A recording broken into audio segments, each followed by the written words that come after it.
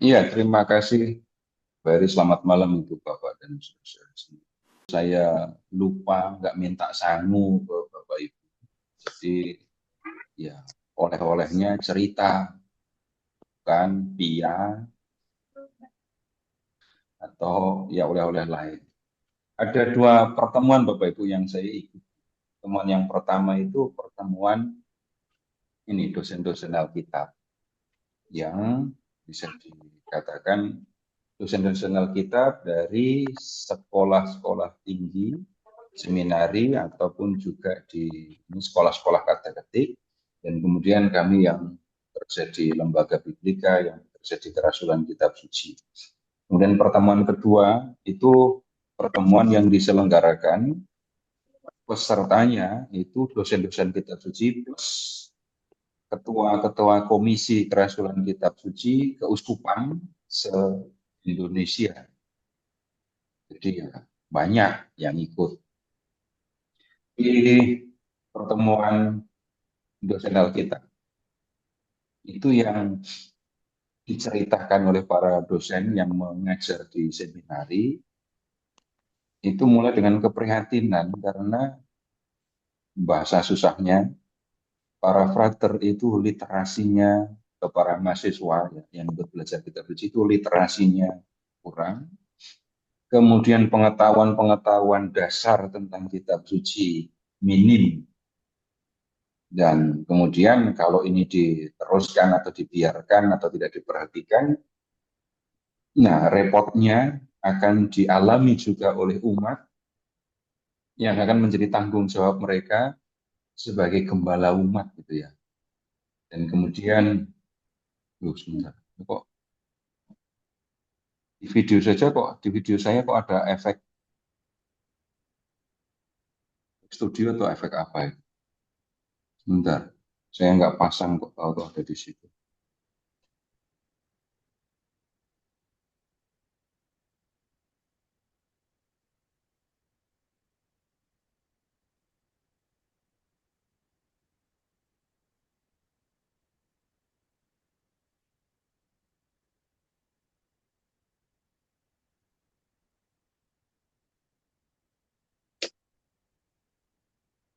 Ya, kalau situasi dibiarkan, lalu para mahasiswa yang akan menjadi imam itu nanti kurang literasinya dalam hal kitab suci, maka yang bisa terjadi ya umat pun akan ikut kurang literasinya dalam hal kitab suci.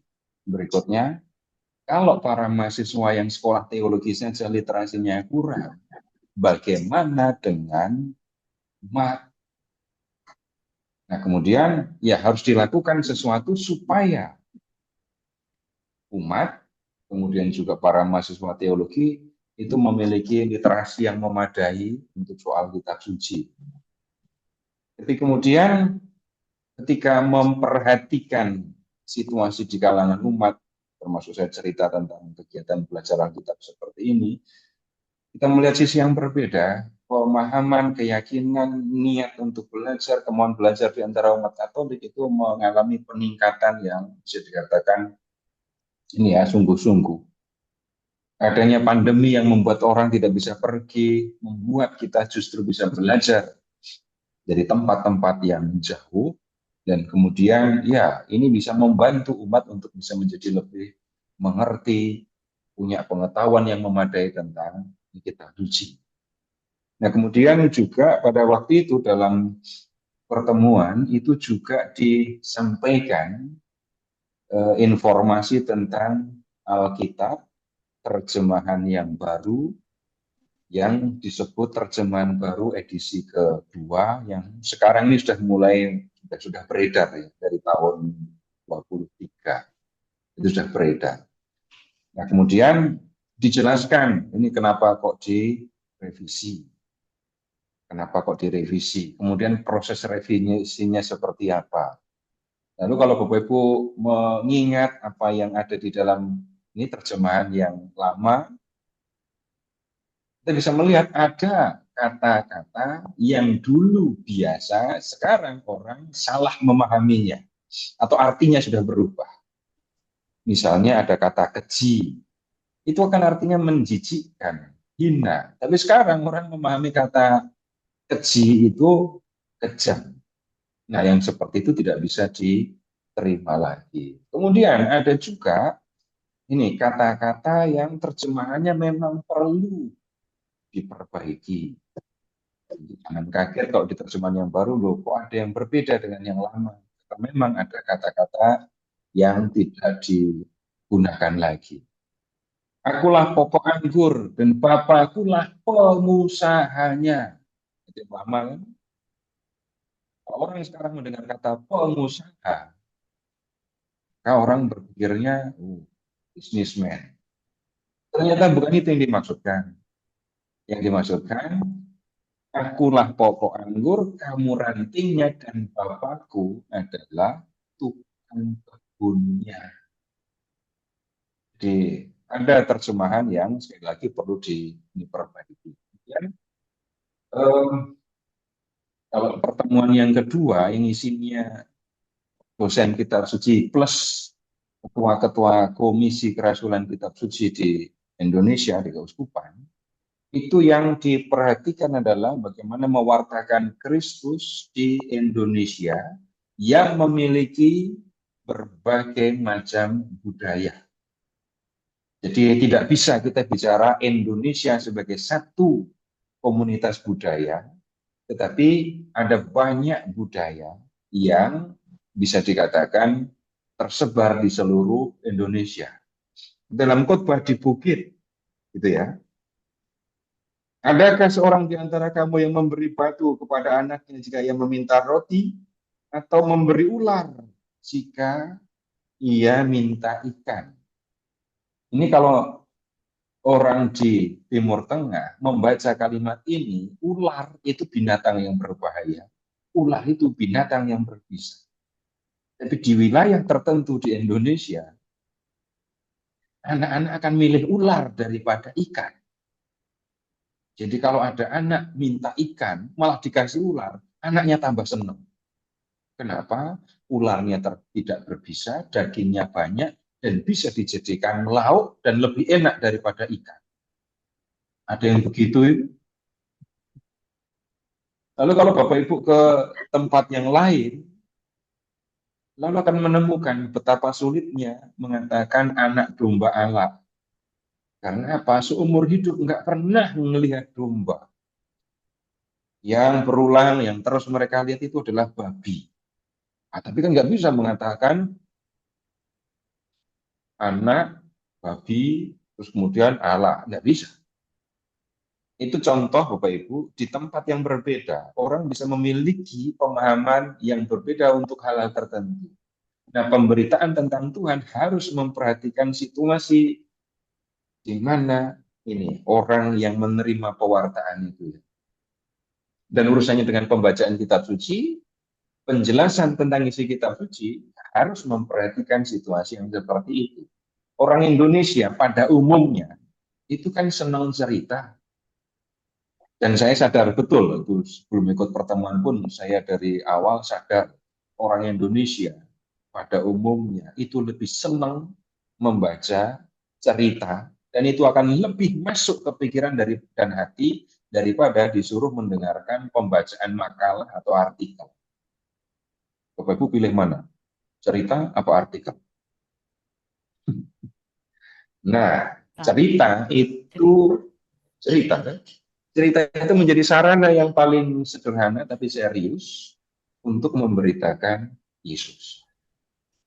Dan semua diajak untuk membaca kitab suci, ya. Kemudian tujuannya untuk apa? Bertemu dengan Tuhan.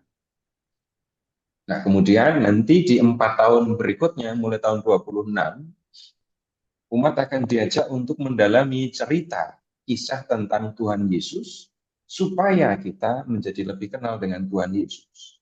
4 Injil akan didiskusikan tahun demi tahun. Nah, kemudian memperkenalkan Tuhan Yesus, memberitakan Yesus, ya tidak bisa hanya dengan memperhatikan orang dewasa. Anak-anak juga perlu mendapatkan perhatian, Dan sejak dini anak-anak harus diperkenalkan dengan kitab suci. Nah, dalam pertemuan ini ditekankan perlunya umat membaca kitab suci, membaca. Bapak Ibu silahkan mengingat di bulan-bulan kitab suci tahun-tahun ini ya, pertanyaannya jelek ini, mana yang lebih penting untuk umat? Kitab sucinya, bacaannya, atau penjelasannya? Tahun ini, tahun lalu, tahun sebelumnya. Yang dianggap lebih penting, bacaannya atau penjelasannya? Penjelasannya. Penjelasannya. Kalau dikatakan aneh, loh ini aneh. Masa penjelasan lebih penting daripada firman? Bisa dipahami karena memang sulit. Bacaan bulan kitab suci yang tahun lalu kan dari nabi-nabi kecil. Memang sulit. Jadi kalau tidak ada penjelasan, baca pun tetap nggak ngerti. Tapi nanti tahun depan akan mulai belajar baca ini ya kisah Yesus dalam Injil. Supaya umat bisa membaca kitab suci, maka umat perlu kan punya Alkitab sendiri-sendiri. Kalau nggak punya Alkitab, terus baca apa? Nah, kemudian ada pertanyaan yang berkaitan dengan ini. Kenapa Gereja Katolik tidak membagikan Alkitab gratis? Nah, kemudian kalau mengharapkan dari lembaga Biblika atau dari KWI, kita tidak akan menemukan, tidak bisa mengharapkan ini pembagian Alkitab gratis. Yang ada adalah umat akan disediakan Alkitab murah. Dan program ini sebenarnya sudah jalan cukup lama. Setiap keuskupan mendapatkan kuota Alkitab dengan diskon. Tidak untuk semua, tapi untuk setiap keuskupan ada jatahnya. Ada yang dapat diskon 50%, ada yang dapat diskon 75%, tapi yang diberikan kepada umat adalah Alkitab yang murah, bukan yang gratis. Kalau mau mengharapkan umat mendapatkan Alkitab gratis, maka ini yang harus dilakukan adalah kelompok umat, kelompok orang tertentu mengumpulkan dana, membeli Alkitab, lalu mengirimkannya ke wilayah, ke daerah yang memerlukan. Nah, wilayah itu akan mendapatkan Alkitab yang gratis. Jadi Bapak Ibu, ini yang bisa dikerjakan oleh umat, mengumpulkan dana, membeli Alkitab, mentraktir Alkitab, wilayah atau kelompok komunitas tertentu gitu ya. Kemudian yang berikutnya berkaitan dengan ini bulan kitab suci. Ini nanti di tahun depan itu targetnya adalah umat membaca dan harus punya Alkitab. Oh ya, berkaitan dengan ini juga Bapak Ibu, ini pertemuan terakhir untuk khotbah di Bukit kan ya. Nanti minggu depan saya ketemu dengan koordinator dari Ketua Komisi Kerasulan Kitab Suci Regio Jawa. Nanti minggu depan itu berarti tanggal berapa? Gak ingat kalender lagi. Tanggal 1. Tanggal 4. Tuhan yang bukan hari Minggu, tapi Jumat depan maksudnya. Iya. 1 Agustus. Tanggal 1, tanggal 8, tanggal 15. 3 kali pertemuan kita akan bersama-sama belajar, mempersiapkan diri untuk bulan kitab suci nasional. Jadi yang akan menyelenggarakan itu komisi di Kerasulan Kitab Suci Malang untuk Regio Jawa, dan Bapak Ibu bisa join. Kalau berminat untuk join, nanti saya akan share linknya supaya Bapak Ibu bisa join ya. Ya, begitu dulu itu ceritanya. Dan Bapak Ibu, kalau sekali lagi mau membantu umat untuk belajar Alkitab, punya Alkitab, bisa mengumpulkan dana lalu mengirim Alkitab ke tempat-tempat yang jauh, yang benar-benar memerlukan. Alkitab yang benar-benar bisa dikirimkan kepada kelompok, kepada komunitas yang memerlukan. Saya pernah melakukan ini beberapa kali, kemudian ya ada keuskupan-keuskupan yang benar-benar terbantu ketika mendapatkan kiriman Alkitab.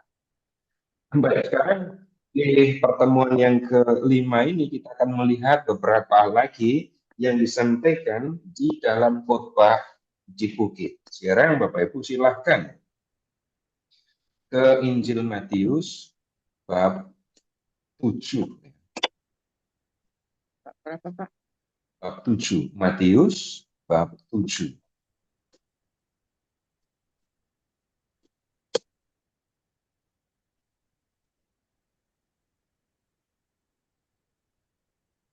Nah, sebelumnya pertanyaannya begini. Bapak Ibu jawab apa adanya ya. Saya tidak bicara dengan malaikat, saya bicara dengan manusia kan. Lebih gampang mana? Nyari kesalahan sendiri atau nyari kesalahan orang lain? Orang lain. Orang lain, Pak. Kesalahan orang lain. Kemudian contohnya akan lebih konkret lagi.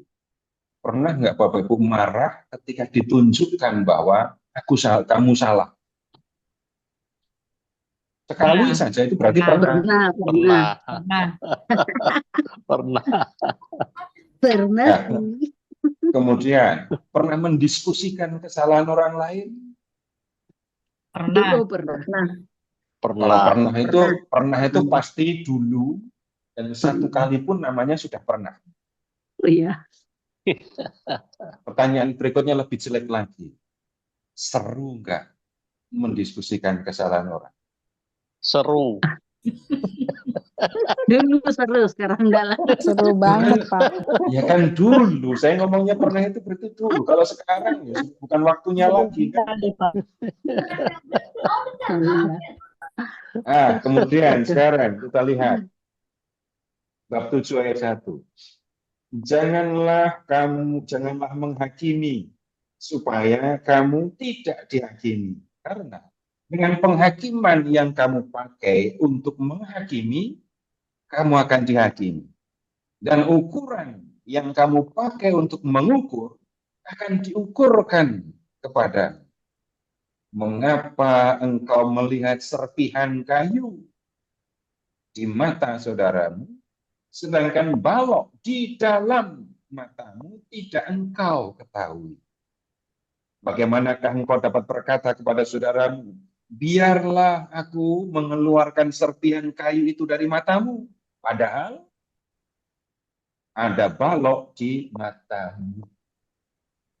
Hai orang-orang munafik, keluarkanlah dahulu balok dari matamu. Setelah itu, engkau akan melihat dengan jelas untuk mengeluarkan serpihan kayu itu dari mata saudaramu. Jangan menghakimi, supaya kamu tidak dihakimi. Jelas Bapak Ibu, ini kiasan ya. Perhatikan kata hakim. Kata hakim, tugasnya apa? Menghakimi, mengadili. Mengadili itu ngapain? Memeriksa segala sesuatu, habis itu menyatakan bahwa orang ini bersalah, dan karena orang ini bersalah, maka orang ini harus dihukum. Jadi memeriksa, menyatakan bersalah, kemudian menjatuhkan hukuman. Itu yang biasa dilakukan oleh para hakim, dan itu yang terjadi ketika orang menghakimi. Nah, kiasan ini digunakan oleh Tuhan Yesus untuk mengingatkan supaya orang, murid-muridnya hidup benar dengan tidak menghakimi. Maksudnya bagaimana? Bagaimana saya bisa bertindak sebagai hakim bagi orang lain? Nah, misalnya ini begini, saya melihat, gitu ya. Ini ceritanya bukan cerita sungguhan. Saya melihat ada ini suami dan istri. Kemudian suami dan istri ini ya suami istri hidupnya bersama. Tapi kayaknya kok bapaknya, suaminya kok nggak pernah keluar rumah. Lalu saya mendengarkan sana sini, lalu mengatakan, oh suami itu malas, istrinya keluar terus bekerja. Oh berarti suami ini tidak punya rasa belas kasih kepada istrinya. Dan saya menyatakan orang ini bersalah karena membiarkan istrinya bekerja sementara dia sendiri tidak mau melakukan apa. Setelah itu saya menghukum dia. Menghukumnya bagaimana? Bukan memenjarakan pasti, tetapi dengan mengatakan orang ini tidak layak untuk menjadi suami, orang ini tidak pantas, orang ini harus dijauhi, jangan disapa. Dan bahkan kalau perlu diberitakan kemana-mana kalau orang ini tidak bekerja. Nah, itu proses menghakimi itu seperti itu. Nah, kemudian bisa jadi orang mengerjakan, melakukan itu tanpa sengaja. Tanpa sengaja. Jadi, kalau nggak waspada, orang bisa melakukan itu tanpa berpikir, tanpa memperhatikan situasi, perasaan orang yang dihakimi. Memangnya kalau diomongin kayak gitu itu nyaman. Memangnya kalau diomongin kayak gitu itu enak. Memangnya kamu itu tahu sungguhan apa yang terjadi dengan keluarga itu. Kamu kan nggak tahu. Kamu menuduh, kemudian kamu memutuskan orang itu bersalah, dan kamu menjatuhkan hukuman. Tuhan Yesus mengingatkan, jangan lakukan itu. Kalau kamu menghakimi orang lain, bersiaplah.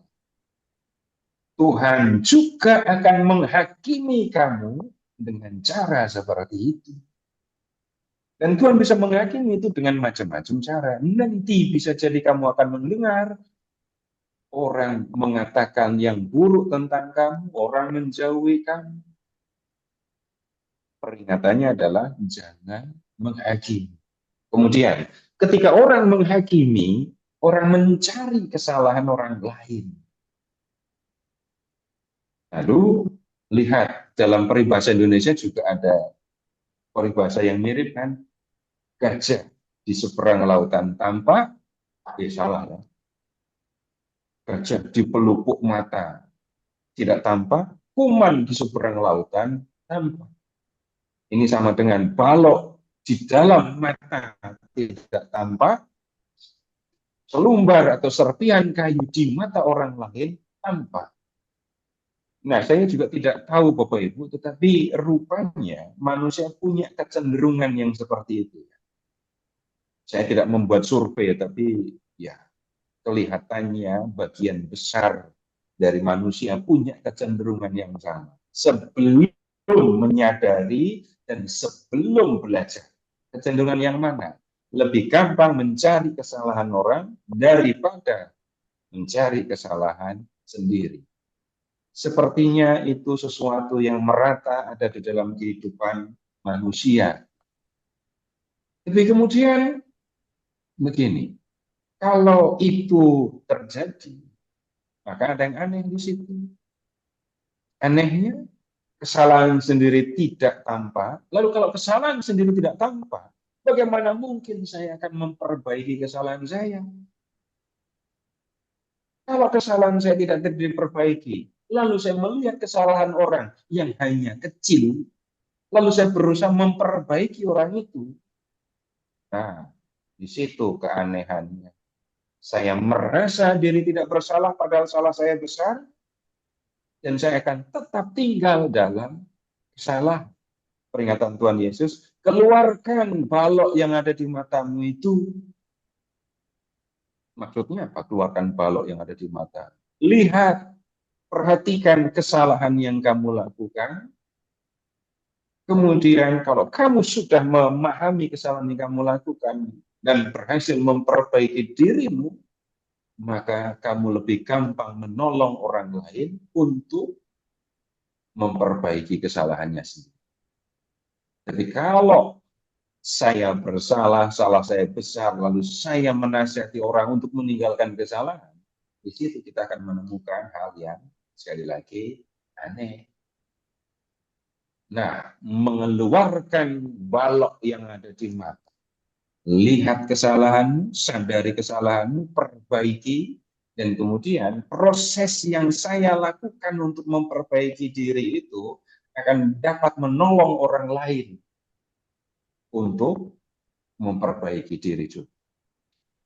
Nah, kemudian berikutnya, Bapak Ibu begini, ketika kita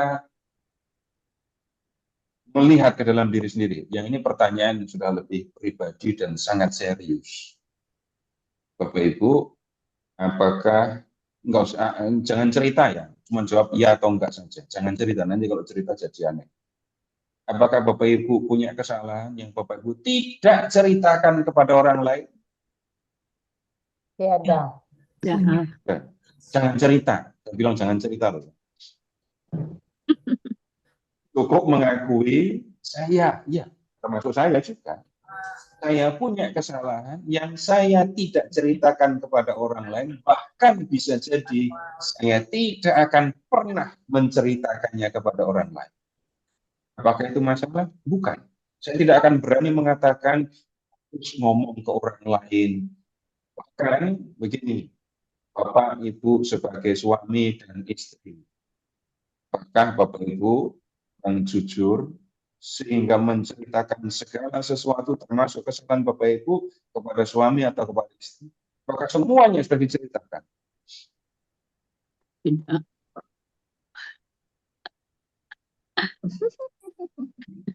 Saya juga tidak akan minta harus cerita, enggak, saya tidak akan bicara begitu.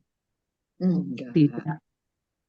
Nah, kemudian begini, sekali lagi saya tidak akan menyalahkan, tidak akan menasihati apa-apa, harus cerita, ceritalah kepada siapa, enggak, saya enggak akan bicara begitu. Tapi tolong ingat-ingat ya, kesalahan yang saya lakukan, kesalahan yang saya simpan di dalam hati dan orang lain tidak tahu, bisa enggak itu mengerem mulut saya sehingga saya tidak menghakimi orang? Belum ada. Bisa. Bisa. Ya? Bisa. Saya tahu saya orang bersalah, saya Bisa. tidak lebih baik dari orang itu. Maka ketika ada orang mencari kesalahan orang lain, saya tidak akan ikut-ikutan. Kenapa? Saya juga bukan orang benar kok. Maksudnya, saya juga punya kesalahan kok. Iya, benar. Dan jadi kesalahan yang saya simpan, yang saya tidak ceritakan kepada orang lain, dan tidak bicara sakramen tobat ya, saya bicara tentang kesalahan yang saya simpan, yang saya tidak ceritakan, hanya saya dan Tuhan yang tahu. Itu bisa menolong saya untuk tidak menuduh orang lain, menyalahkan orang lain, merendahkan orang lain. Dan itu benar-benar bisa menjaga kita sehingga tidak gampang untuk menghakimi, menuduh, merendahkan. Tapi kemudian ada juga, Bapak Ibu, begini, saya pernah melakukan kesalahan, saya memperbaiki kesalahan yang saya lakukan, habis itu saya bercerita dan berharap orang yang mengalami pengalaman yang sama yakin bahwa dirinya juga bisa memperbaiki diri. Saya ambil contoh, tapi contoh saya gampang ya, contoh saya yang sederhana. Mungkin juga di antara Bapak Ibu pernah mendengar cerita saya. Dulu, mulut saya itu setiap hari nggak pernah lepas dari umpatan, mengumpat. Tidak semua orang pernah mengumpat ya, tapi saya termasuk orang yang dulu sering mengumpat. Saya lama di Malang. Jadi Bapak Ibu tahu kan umpatan orang Malang, mau bercanda, mau serius, umpatannya sama. Tapi, tunggu, Bu Valen ya, kalau di Malaysia tahu nggak kata umpatan? Ada, pernah. Ada. Bisa juga. Ya, waktu saya biasa mengumpat, saya sering mengumpat gitu ya. Bahkan setiap hari saya mengumpat. Sampai suatu saat ada seorang anak kecil bertanya, apa arti kata yang saya ucapkan itu? Dan saya tidak bisa menjawab. Gimana menjelaskan umpatan kepada anak kecil? Terus nanti kalau anak kecil itu mendengarkan umpatan saya lalu mengingat dan ikut mengumpat, bagaimana? Sejak itulah Bapak Ibu, saya berhenti mengumpat. Ya, saya berhenti, sungguh-sungguh berhenti mengumpat. Jadi kata-kata yang dulu akrab sekali di mulut saya, nggak pernah saya ucapkan lagi. Nah, saya melakukan kesalahan, saya diingatkan bahwa saya bersalah, saya memperbaiki diri, dan saya berani mengatakan saya berhenti mengumpat. Nah, saya bisa bercerita, dan kemudian saya bisa mengatakan, ternyata bisa loh berhenti mengumpat. Karena umpatan itu bisa jadi akan menyakitkan orang yang mendengar umpatan saya. Apalagi perempuan mendengar umpatan. Itu sakitnya kayak apa? Nah, berhenti. Jadi ada kesalahan yang saya simpan yang di dalam hati, menahan saya untuk tidak menghakimi orang lain. Tapi ada juga kesalahan yang saya berhasil atasi, lalu saya bisa bercerita. Dan ternyata kita bisa lepas dari kesalahan itu. Dan itu bisa dilakukan terus-menerus kan. Misalnya juga begini, yang lain lagi. Bapak Ibu pernah iri? Pernah sombong? Pernah. Itu maksimal umur berapa bisa sombong, bisa iri? Pasti remaja. Jadi maksimal expirednya umur berapa? Kalau udah umur 50 nggak sombong lagi gitu. 49. Selepas pensiun. 40-an. Nanti akan begini kalau nggak diatasi ya. Waktu muda sombong, ya waktu muda sombong. Setelah hal-hal yang membuat saya sombong itu hilang, saya akan berubah menjadi orang yang iri hati. Itu bisa terjadi seperti itu. Kalau tidak diurusi, kalau tidak diperhatikan, maka sampai usia berapapun orang tetap bisa sombong, bisa iri. Ada enggak yang merasa lebih cakep ketika sedang iri hati? Enggak ada. Tapi kemudian bisa diatasi kesalahan atau dosa sombong dan iri hati? Bisa. Kalau sudah pernah belajar mengatasi rasa iri hati, lalu saya bisa bercerita, saya bisa kok lepas dari iri hati, dan saya sudah nggak iri hati lagi. Saya nggak punya misalnya ini kebencian terhadap orang yang lebih dari saya. Iri itu kan membawa orang kayak gitu. Karena saya tidak bisa seperti orang itu, maka kemudian saya benci kepada orang. Sehingga ketika ketemu orang seperti itu, saya pasti akan langsung bermuka jelek, nggak akan ramah. Nah, kemudian bisa mengatasi iri hati, gimana caranya? Perhatikan saja, Bapak Ibu, sebutkan sendiri-sendiri, perhatikan sendiri. Saya iri hati dalam hal apa saja. Dan tidak mungkin orang iri tentang segala sesuatu. Setelah saya membuat daftar iri hati saya, lalu saya mulai waspada. Kalau ada orang yang punya sesuatu yang bisa membuat saya iri, saya langsung mengingatkan diri saya, tidak perlu iri hati. Ikutlah bergembira ketika orang berhasil. Ketika saya mengatakan itu kepada diri saya sendiri, bisa. Oke, saya tidak akan iri hati lagi. Saya akan senang ketika melihat orang lain senang. Nah, kalau saya sudah berhasil mengatasi dosa dan kesalahan ini, saya bisa bercerita. Dan saya bisa membantu orang lain untuk memperbaiki diri. Saya sering bercerita tentang iri hati karena saya pernah mengalami proses itu. Dari iri, lalu belajar mengatasi, menyadari. Orang iri itu capek. Orang iri itu harus menghabiskan banyak waktu dan pikiran untuk memperhatikan orang yang membuat dia iri. Setelah sadar itu, saya langsung bilang, saya nggak mau iri hati lagi. Dan kemudian saya bisa bercerita, oh ternyata bisa diatasi. Nah, kemudian lihat, keluarkan balok dari matamu. Setelah itu engkau akan melihat dengan jelas untuk mengeluarkan serpihan kayu dari mata saudara. Berhasil mengatasi dosa atau kesalahan sendiri, itu kemudian akan bisa membantu untuk mengatasi, ya, membantu orang lain mengatasi kesalahan mereka. Kemudian, Bapak Ibu, sekarang kita pindah ke ayat 6.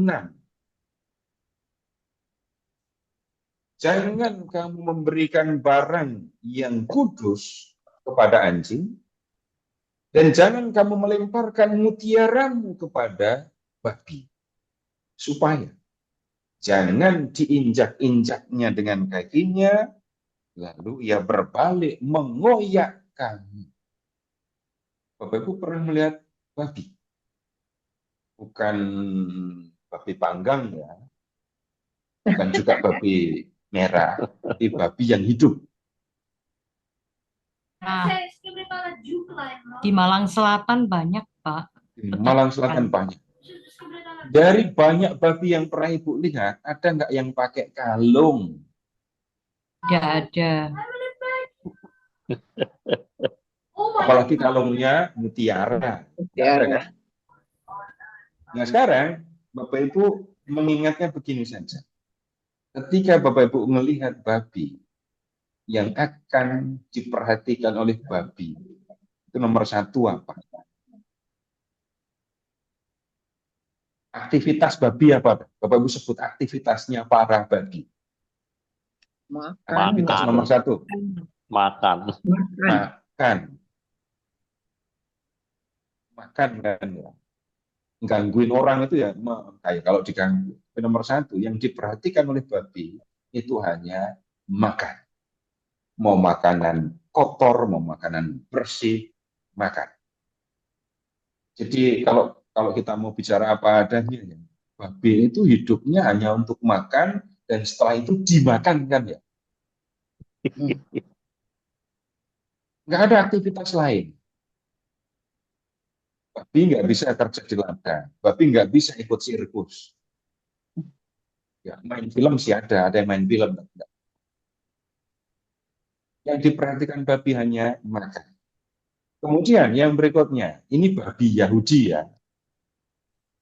Babi Indonesia atau babi yang lain nanti urusannya beda.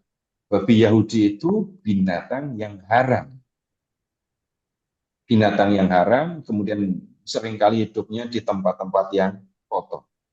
Babi tidak akan mengerti tentang keindahan, kecantikan, kemolekan. Enggak ada babi yang paham itu. Nah, sedangkan lihat mutiara.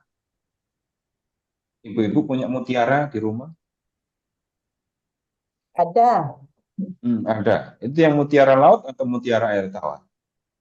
Laut. Mutiara laut. Wah, berarti lebih mahal daripada yang mutiara air tawar kan? Kemudian begini, ketika kita melihat mutiara, lihat aja dulu. Yang kita lihat hanya benda kecil, tapi kita tahu keindahan. Mutiara itu cantik, mutiara itu indah. Dan ketika mutiara itu dijadikan cincin, dirangkai menjadi kalung, maka mutiara itu akan memperindah, mempercantik orang yang memakainya. Kemudian, mutiara dilemparkan kepada babi. Babi akan mengambil mutiara itu? Pasti tidak. Nggak akan.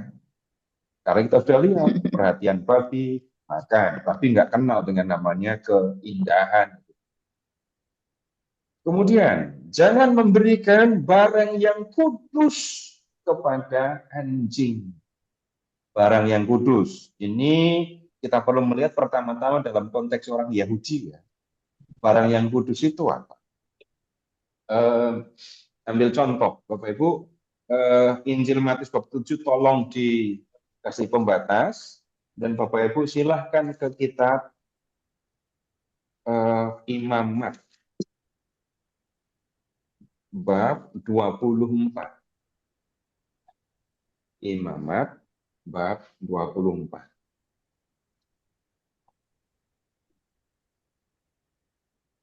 Ini contoh barang kudus untuk orang Yahudi ya. Imamat 24 ayat 5. Engkau harus mengambil tepung terbaik dan membakar 12 roti bundar darinya. Setiap roti bundar harus dibuat dari 2/10 eva. Engkau harus mengaturnya menjadi 2 susun, 6 buah sesusun di atas meja dari emas murni itu di hadapan Tuhan. Engkau harus membubuhkan kemenyan murni di atas tiap-tiap susun. Kemenyan itulah yang harus menjadi bagian peringatan dari roti itu. Suatu kurban oleh api bagi Tuhan. Setiap hari Sabat, ia harus mengaturnya di hadapan Tuhan. Itulah perjanjian kekal dari pihak orang Israel. Roti itu untuk Harun serta anak-anaknya, dan mereka harus memakannya di suatu tempat yang kudus. Sebab itulah bagian maha kudus baginya dari segala korban oleh api-apian bagi Tuhan. Jadi begini, di kemah suci dan kemudian di bait suci itu ada ruang maha kudus, tempat disimpannya tabut perjanjian. Lalu di depannya ada ruang kudus. Di situ ada menorah, ada misbah untuk korban hukuman, dan ada meja roti sajian. Roti sajian. Roti dibuat dari tepung. Dibuat dari 2/10 eva. Dan dibuat dari tepung terbaik ya. Roti itu kemudian ditaruh di meja roti sajian pada hari Sabat. Nah, pada hari Sabat berikutnya, roti itu akan diambil, digantikan dengan roti yang baru. Roti yang lama itu akan dimakan oleh para imam Harun dan anak-anak. Nah, kemudian Bapak Ibu bisa mengingat Daud yang kehabisan makan dan lapar, lalu datang ke tempat suci di Nob dan diberi roti sajian ini. Daud boleh memakannya, tetapi dia tidak boleh dalam keadaan najis. Bapak Ibu, ini roti kudus. Jadi roti yang dipersembahkan kepada Tuhan, tapi kemudian disantap, dimakan oleh para imam. Nah, para imam ketika memakannya dalam keadaan kudus, dalam keadaan tahir, tidak boleh dalam keadaan najis. Ini benda kudus, para imam mengerti ini benda kudus, dan kemudian menyantapnya dalam keadaan tahir, dan dia merasa bisa dikatakan terhormat, bangga karena memakan roti sajian atau roti kudus. Bayangkan roti seperti itu dilemparkan kepada anjing. Anjing akan menghormati roti itu? Enggak. Anjing akan memakannya seperti makanan yang lain karena anjing tidak punya pemahaman, apalagi pemahaman tentang kekudusan. Anjing Bapak Ibu di rumah kalau mau makan, permisi dulu apa? Kalau diberi makan, makan. Tapi ada nggak anjing yang ya masuk ke ruang makan, duduk di kursi makan, terus berdoa, habis itu baru ambil makanan? Ada. Anjing yang itu pasti anjing yang sangat terlatih. Pakai sendok juga makannya? Enggak. Nah, kemudian sekarang begini, anjing hanya tahu ini makananku, dan kemudian yang ini bukan makananku. Kalau makanannya dia akan makan, kalau bukan makanannya, nggak akan dimakan. Nah, sekarang begini, makanan anjing dan yang bukan itu apa? Bapak Ibu pernah, misalnya ya, anjing itu makan sayuran apa enggak sih? Makan. Normalnya ya, normalnya. Enggak. Gitu Enggak. Pak Anjing. Normalnya enggak. Normalnya enggak, kita ngomong yang normalnya saja dulu. Yang akan dimakan oleh anjing apa? Tergantung pembiasaan. Oh iya, tentu. Ada anjing herder makannya tempe, ya ada. Yang waktu kecil dikasih makan roti akan makan roti terus. Itu makanan dia. Tapi kemudian kalau Bapak Ibu misalnya ya mengantar komuni untuk orang sakit, lalu anjing saya juga sakit, tolong kirim komuni juga. Gitu. Dan anjingnya akan tahu itu komuni kudus. Nggak akan tahu. Nah, kemudian begini, ini sebenarnya Tuhan Yesus ngomong apa? Yang berharga, yang kudus, itu apa yang dimaksudkan oleh Tuhan Yesus? Tuhan Yesus sedang berbicara. Secara keseluruhan kalau kita memperhatikan khotbah di bukit, bahkan memperhatikan ini seluruh Injil Matius, maka kita bisa melihat, kita bisa menemukan ada hal penting, berharga yang disampaikan oleh Tuhan Yesus. Apa itu? Kerajaan surga. Itu berita utama yang disampaikan oleh Tuhan Yesus. Kalau orang memberitahukan tentang datangnya kerajaan surga kepada orang yang tidak mengerti, tidak mau memahami, maka kita akan menemukan sesuatu yang menurut saya sangat berharga, berita tentang kerajaan Allah, untuk orang itu nggak ada artinya sama sekali. Kemudian, memang ada orang yang bisa dibantu untuk memahami ya. Tapi kalau sudah seperti anjing atau babi, mau diajarin seperti apapun, tidak ada gunanya. Ngajar anjing tentang kerajaan surga. Ngajar babi tentang kerajaan surga.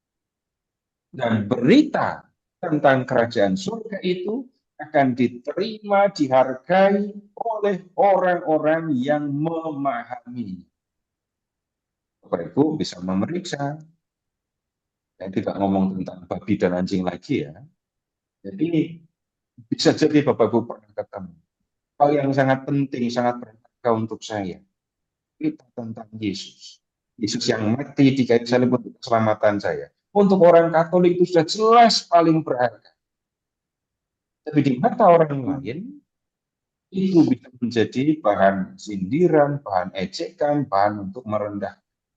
Kenapa kok begitu? Mereka tidak memahami dan mereka juga tidak mau memahami. Nah, berita tentang kerajaan surga yang sangat berharga itu untuk kita sungguh-sungguh berharga. Untuk orang lain belum tentu. Nah, kemudian persoalan berikutnya adalah banyak orang yang sebenarnya sudah tahu nilai dari kerajaan surga, tetapi terpengaruh oleh orang lain yang justru tidak memahami nilai kerajaan surga itu. Bapak Ibu silahkan mengingat perumpamaan tentang orang yang menemukan harta di ladang itu. Atau perumpamaan tentang mutiara yang indah. Yang ditemukan di ladang. Ya, harta yang terpendam di ladang. Orang yang menemukan harta itu rela menjual semua yang dimiliki supaya bisa mendapatkan harta itu. Pedagang yang mencari mutiara yang indah itu rela menjual semua yang dimiliki untuk mendapatkan mutiara yang indah itu. Ini perumpamaan tentang kerajaan Allah. Orang yang mengerti nilai kerajaan Allah akan merelakan semua yang dia miliki untuk mendapatkan kerajaan Allah itu. Itu betapa besarnya nilai dari kerajaan Allah. Dan untuk orang yang percaya kepada Yesus, jelas kerajaan Allah itu nilainya luar biasa, tidak bisa dibandingkan dengan apapun yang dimiliki. Tapi di mata orang lain, bisa jadi yang untuk kita sangat berharga itu mereka tidak menghargainya sama sekali. Bahkan menolak untuk mengerti nilai itu.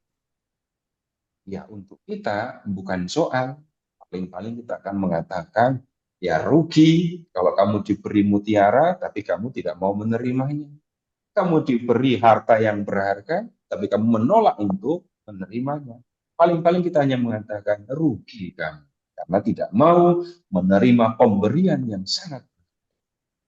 Tapi akan rugi lagi kalau mulanya orang tahu kerajaan surga itu sangat berharga, tapi karena pengaruh orang lain, orang ini tidak lagi memandang kerajaan surga sebagai sesuatu yang paling berharga, sebagai yang sangat berharga. Ya ini tragis, mulanya tahu nilainya, tapi habis itu malah tidak ngerti lagi atau bahkan menolak nilainya.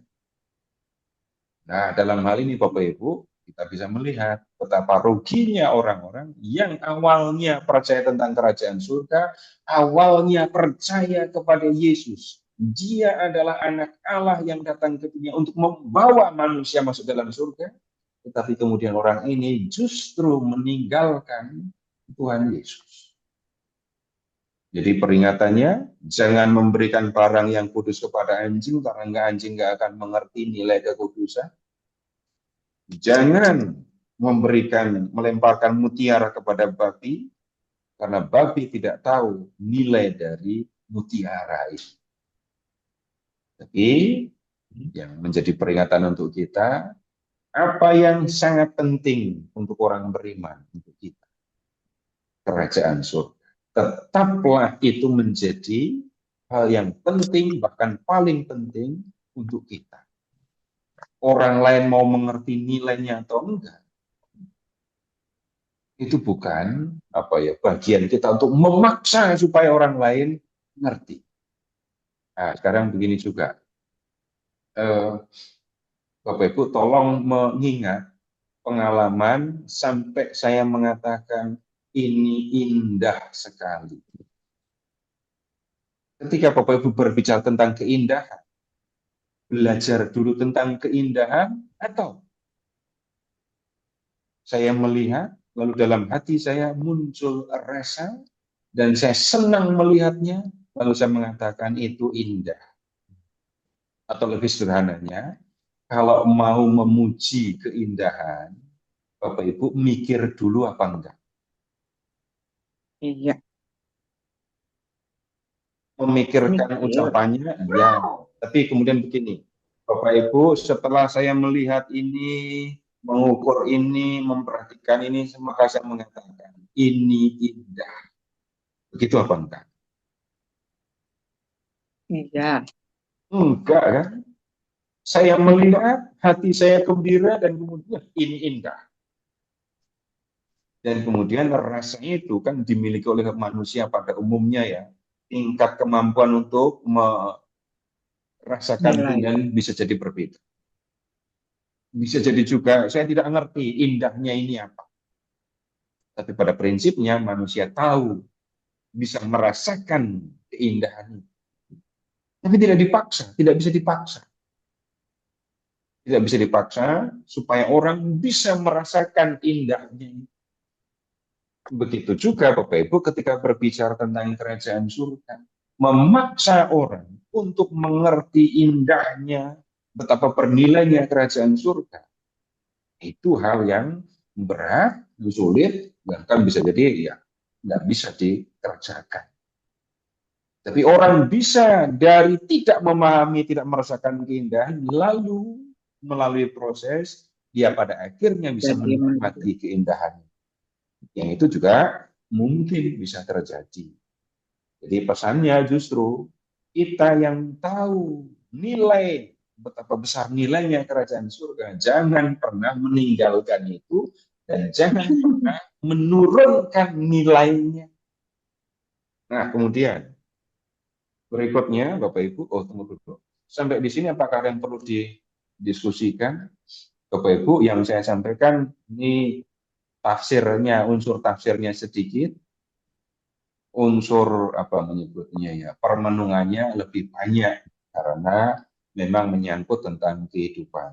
Yang bicara tafsir itu ya tentang apa tadi, babi, kemudian mutiara, benda yang kudus, anjing, itu tafsir tadi.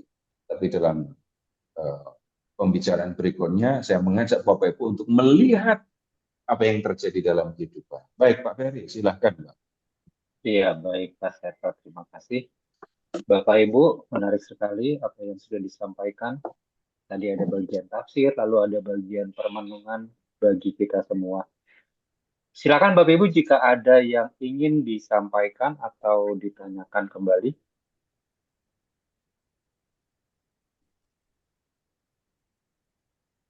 Oh, masih merenung kelihatannya Pak Seto. Oh, masih merenung. Baik, lanjut Pak, masih merenung. Pak Wisnu, Ya, terima kasih. ada yang mau disampaikan? Silakan Pak Wisnu. Ya, selamat malam Pak Seto. Di bab Ya. di bab 7 ayat 2 itu apakah itu berarti Tuhan itu pendendam ya Pak? Karena dia akan memakai ukuran yang sama dengan yang kita pakai ke orang lain gitu. Seperti di Perjanjian Lama juga. Padahal kan di Perjanjian Baru Yesus memperkenalkan Allah yang pengasih dan penyabar. Terima kasih Pak. Baik, Bapak tolong membuka lebih dulu Imamat bab 19 ayat 18.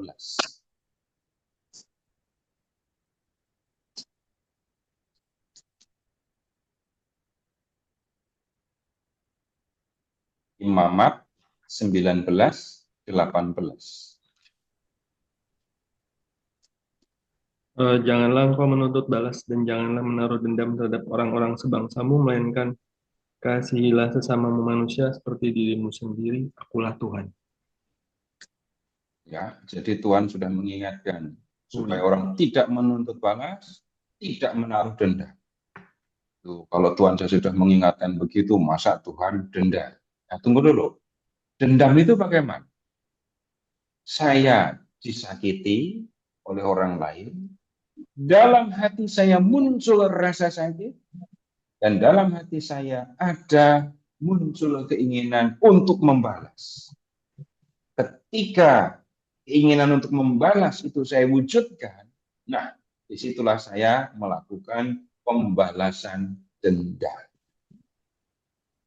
Nah, kemudian, jangan kamu menghakimi supaya kamu pun tidak dihakimi. Kalau kamu menghakimi, maka bersiaplah, kamu pun akan dihakimi.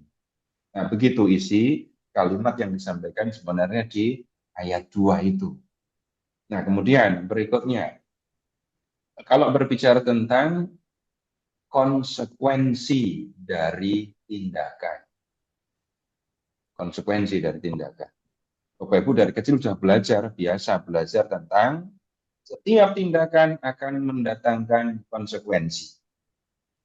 Begitu kan? Tindakan baik akan mendatangkan konsekuensi baik, tindakan buruk akan mendatangkan konsekuensi yang buruk juga. Kemudian berikutnya di atas manusia itu ada Allah yang menciptakan, Allah yang menguasai manusia, dan Allah yang berlaku adil kepada manusia. Nah, sekarang begini dulu.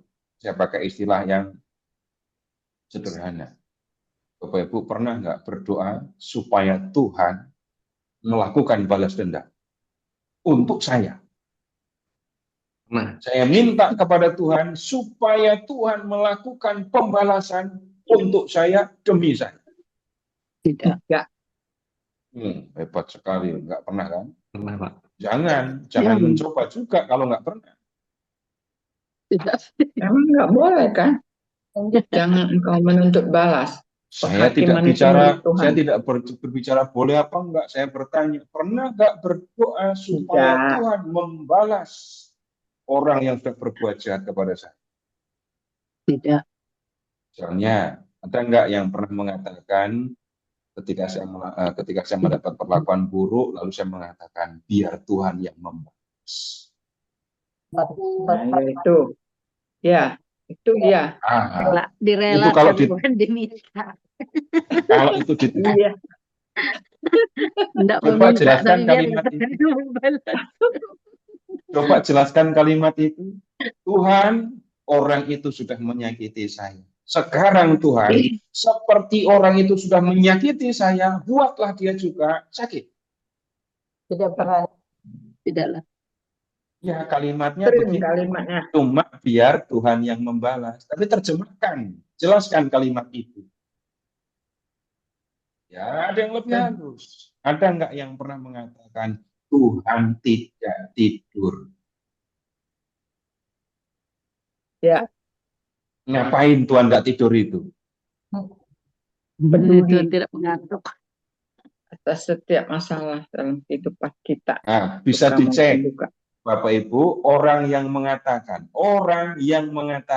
Tuhan tidak tidur, itu biasanya habis mengalami apa?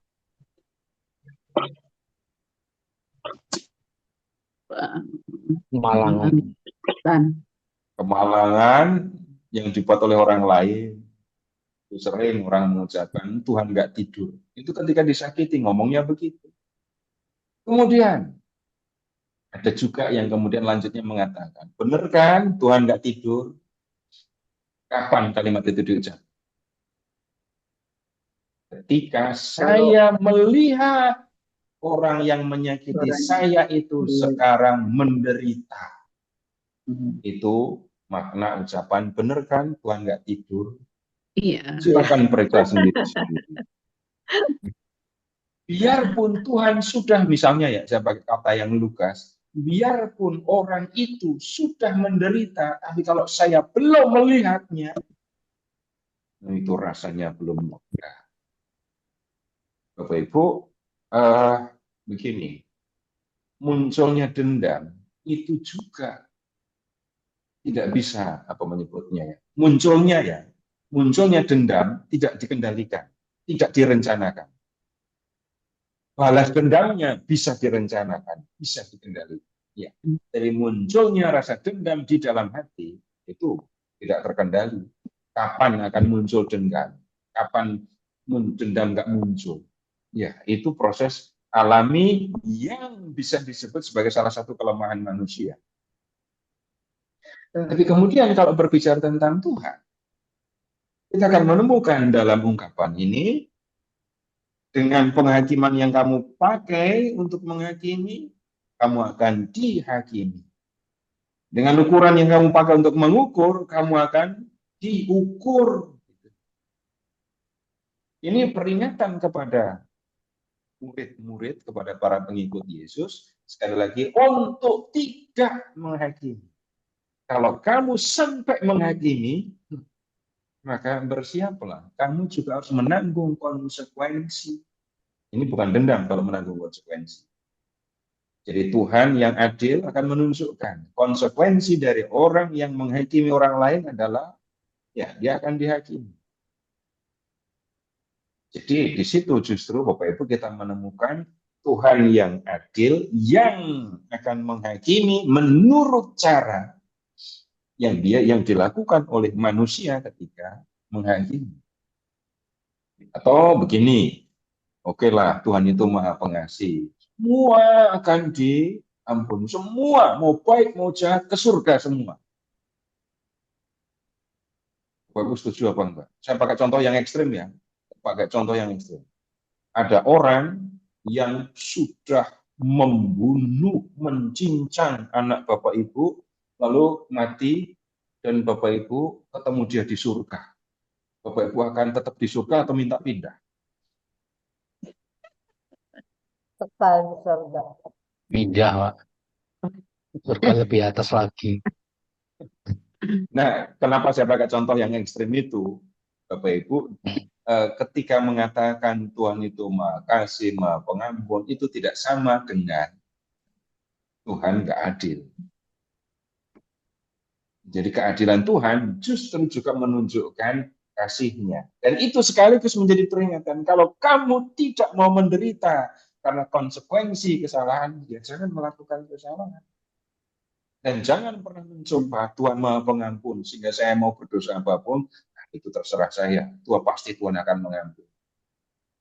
Orang yang mengucapkan begitu, bagaimana bisa bertobat? Padahal hanya orang bertobat yang dapat pengampunan. Begitu Pak Wisnu. Tanya Pak Ferry. Ah, Pak Ferry, siapa? Pak Ferry mau tanya Pak. Ah, iya Pak Heri. Silakan Pak. Ya, selamat malam Pak Sito. Pak, kalau saya Ya, baca Pak. di ayat 6 tuh, Pak, mumet pusing gitu, perumpamaannya itu. Saya menangkap roti kudus dan mutiara itu adalah kerajaan Allah. Kemudian ada anjing, ada babi. Ini kan perumpamaan yang dikatakan anjing itu apa merupakan sekelompok orang, kemudian babi juga begitu atau bagaimana Pak? Kalau dipahami konteksnya Pak. Ya, kalau ini begini, jadi roti atau barang kudus, anjing, kemudian mutiara, babi. Yang kudus, Kudus. yang indah mutiara itu Barang kerajaan yang surga. kudus. Gitu ya. Kemudian anjing dan babinya itu siapa? Nah, kemudian karena ini jelas merupakan kiasan, mungkin Tuhan Yesus bicara kepada babi sungguhan. Ngomongin anjing sungguhan. Yang dimaksudkan adalah orang yang entah tidak mau, entah menolak, ya, tidak langsung paralel, yang tidak mengerti nilai dari kerajaan Allah. Jadi tidak bisa kita menunjuk kelompok Farisi atau Saduki, nah itu kita tidak langsung menemukan seperti itu di sini. Tapi kepada pihak-pihak, kepada orang-orang yang tidak tahu nilai kekudusan, tidak tahu nilai keindahan, ngomongin barang kudus kan, itu tadi mutiara. Orang bisa memberitakan kerajaan Allah, tetapi tidak semua orang mau memahami, tidak semua orang bisa menerimanya. Karena itu peringatan ini juga peringatan yang kudus bagimu, yang bernilai bagimu, tetaplah menjadi yang bernilai. Jangan sampai awalnya kamu berpikir percaya kerajaan Allah itu bernilai, tapi kemudian lama-lama kamu meninggalkan yang bernilai, yang berharga itu. Begitu, Pak. Jadi saya tidak menunjuk kelompok orang tertentu. Iya. Tapi kepada yang punya sifat tertentu. Iya. Berarti kalau orang yang meninggalkan iman Kristus juga termasuk kelompok antara babi dan anjing, Pak. Nah, itu yang saya tidak mau bicara. Oh, oke. Tapi orang yang awalnya memahami nilai kerajaan Allah dan kemudian memandang kerajaan Allah itu tidak bernilai. Di situ saya tidak berani kemudian mengatakan mereka seperti ini atau seperti itu. Enggak. Jadi lebih suka saya mengajak Bapak Ibu untuk melihat diri sendiri, lihat nilai kerajaan surga ya. Bagi kita kerajaan surga itu sungguh bernilai. Jangan sampai kita menjadi orang yang mengabaikan dan menolak nilai itu. Gitu, Pak. Oke, terima kasih, Pak. Atau kalau pakai bahasa yang lebih sederhana, saya lebih suka mengatakan kenapa sampai orang meninggalkan keyakinan akan kerajaan surga, akan kasih Allah, akan Yesus, dan memilih yang lain. Jangan-jangan karena tidak tahu nilainya. Ya, begitu, Pak. Ya, terima kasih, Pak. Saya, Pak, boleh nanya, Pak? Sebentar. Saya, Pak Sento. Ya, sebentar. Ibu Astina, sebentar ya. Ini ada Bapak atau Ibu, ini saya kurang tahu, namanya ABL. Silahkan, sudah raise hand dari tadi.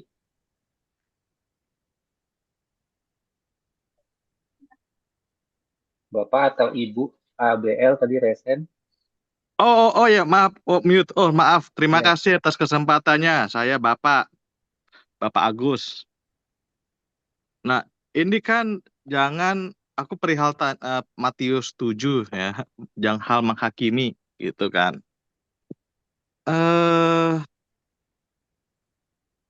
Ini apakah perintah ini ditujukan kepada semuanya, termaksud sampai Bapak Uskup, sampai Paus, atau awam, Iya, atau siapa? Karena kan untuk menghakimi kan tentunya harus ada dia harus paham hukum ya, gitu hukumnya gitu. Kalau di Katolik itu contoh hukum gereja gitu, ya kan?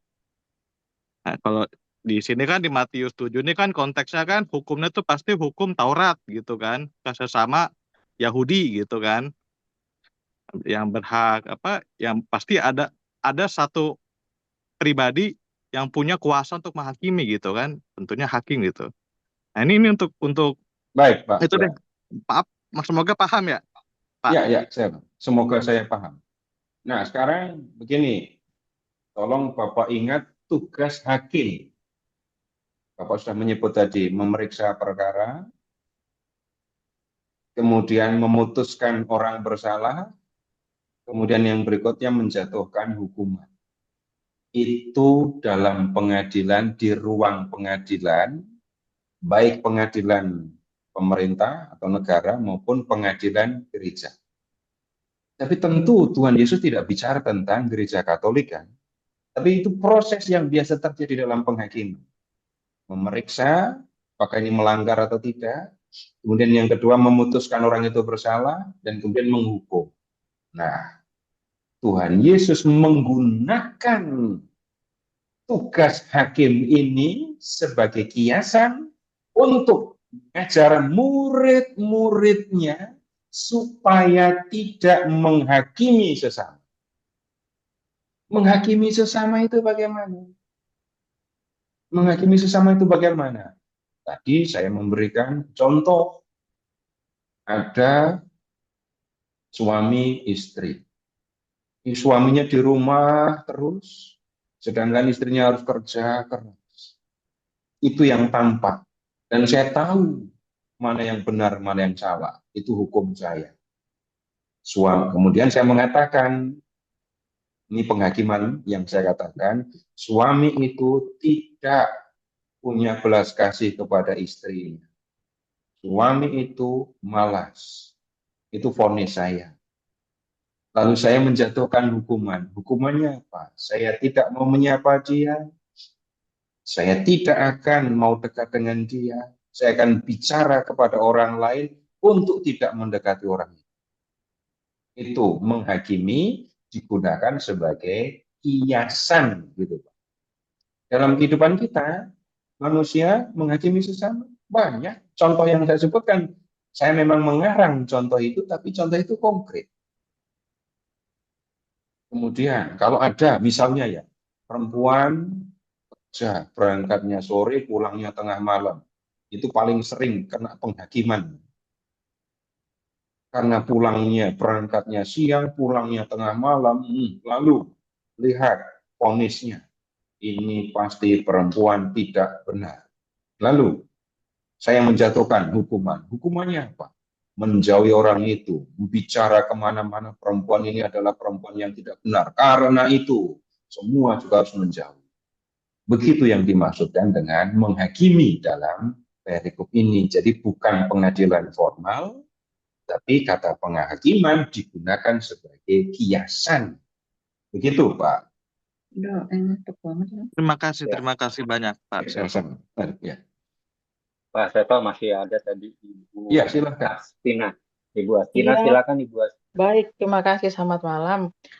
Melanjutkan sedikit yang disampaikan Bapak yang sebelumnya, saya kurang tahu siapa namanya ya, mengenai babi, anjing, dan mutiara. Saya kira itu memang itu hanyalah sebuah contoh, tetapi contoh itu fakta. Dan benar memang adanya seperti itu. Jadi tidak ngarang-ngarang. Jadi saya rasa tidak perlu ditafsirkan. Tapi kalau saya salah, tolong diperbaiki. Karena saya merasa bahwa itu memang benar kok. Jadi mau ditafsirkan bagaimana lagi ya? Karena memang sudah seperti itu adanya anjing begitu, mutiara memang begitu, apalagi babi juga begitu, persis apa yang dikatakan. Nah, terus itu, tapi mohon saya dikoreksi kalau saya salah atau bagaimana. Nah, terus yang kedua mengenai penghakiman. Saya memang suka begini ceritanya. Kalau saya disakiti orang dan benar-benar saya tidak melakukannya, saya tidak merasa melakukan atau berbuat seperti itu, tapi saya difitnah, dibully, gitu. Saya langsung bilang, Tuhan, saya tidak bisa membalasnya. Hanya Engkau Tuhan yang bisa membalasnya. Tolong saya, bantu saya biar Engkau yang membalasnya. Saya tidak mampu. Nah, apakah itu penghakiman? Itu pertanyaan saya begitu, Pak Seno. Pak Seto. Apakah itu penghakiman? Karena saya tidak mampu, saya manusia biasa, saya kedagingan. Jadi saya hanya bilang, ampunilah dia karena dia tidak tahu apa yang dia perbuat. Tetapi kan pada saat itu juga saya bilang, Tuhan, saya tidak mampu membalasnya, biarlah Engkau yang membalasnya. Nah, mohon pencerahan mengenai ini tentang kedua hal ini, Pak Seto. Terima kasih. Baik, yang pertama, tafsir itu adalah usaha untuk memahami apa yang dikatakan atau apa yang ditulis. Kemudian, bagaimana usaha untuk memahami itu? Bapak Ibu, misalnya begini, dalam kehidupan sehari-hari, Bapak Ibu menafsirkan omongan atau sikap orang atau enggak? Saya ambil contoh, ada seorang yang sakit di rumah sakit, ya. Kemudian orang itu sakit, opname di rumah sakit, kemudian ada temannya datang membawa bunga, mawar. Yang sakit akan senang apa enggak? Itu Senang. pikirannya sudah berusaha memahami arti mawar. Tapi kemudian ternyata mawarnya itu dirontokkan, lalu ditaruh di dalam keranjang. Terus diantar kepada yang sakit di rumah sakit itu. Yang sakit akan tetap senang atau marah?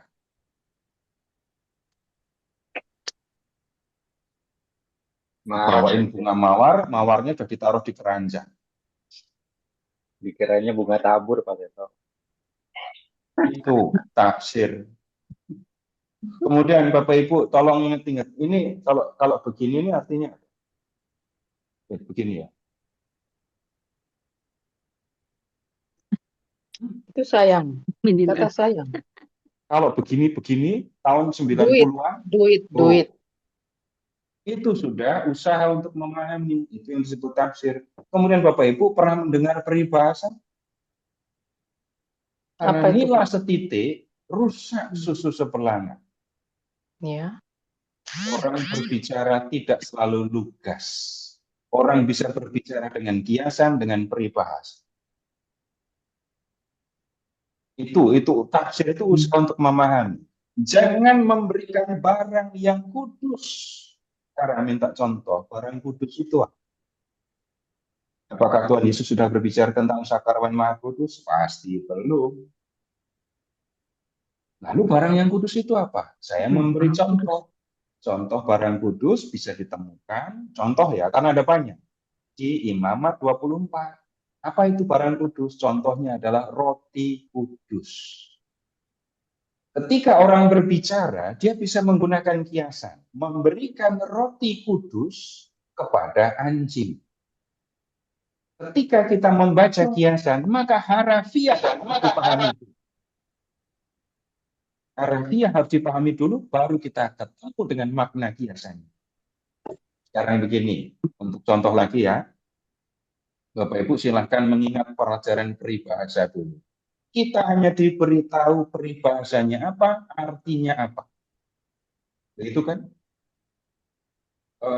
besar pasak daripada tiang, artinya lebih besar pengeluaran daripada pendapatan.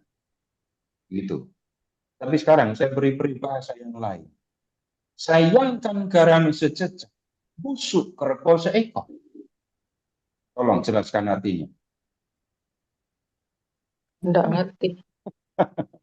Harus ngerti harafiahnya kan. Sayangkan garam saya tahu, kerbau saya tahu, tapi peribahasanya mau ngomong apa sih? Gitu kan. Ya udah saya ganti peribahasa.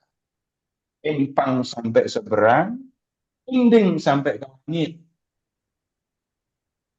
Artinya, untuk mengerti peribahasa, pahami harafiah. Atau ada juga yang peribahasa yang saya kira saya ngerti, hafal maknanya, tapi ternyata saya salah. Peribahasanya begini. Pucuk dicinta, ulang tiba. Saya kira saya mengerti artinya. Yang diharapkan itu terpenuhi. Bukan. Coba kita pahami harafiahnya. Pucuk itu apa? Ulang datang. Paling tinggi. Pucuk. Kalau ulang? Pucuk daun paling yang Muda. paling muda. Itu pucuk. Muda. Nah, kalau ulang? Kalau ulam, daun-daunan yang bisa dimakan mentah-mentah. Nah, ketika kita periksa, lalu akan ketemu pucuk. Ini ada ibu pergi ke kebun nyari sayur. Yang dicari kan pucuk. Ya. Yang didapatkan yang lebih muda dari pucuk itu ulang. Oh, ternyata kalau begitu artinya orang mendapatkan sesuatu lebih dari yang diharapkan. Nah, Tuhan Yesus sedang berbiasa bicara menggunakan kiasan. Jangan berikan barang kudus kepada anjing, jangan lemparkan mutiara kepada babi. Yesus ngomongin apa? Pasti bukan ngomongin mutiara. Dan salah kalau kamu melempar mutiaramu ke babi. Yesus pasti bukan ngajarin itu. Ini pasti kiasan untuk mengajarkan sesuatu. Mengajarkan apa? Yang kudus, yang berharga itu kiasan untuk kerajaan Allah. Kemudian babi, anjing itu untuk menunjuk kepada orang-orang yang tidak tahu nilai dari kerajaan Allah. Begitu maksudnya. Jadi balik lagi ini bahkan saya mengajak untuk proses untuk memahami isi kitab suci itu seperti itu.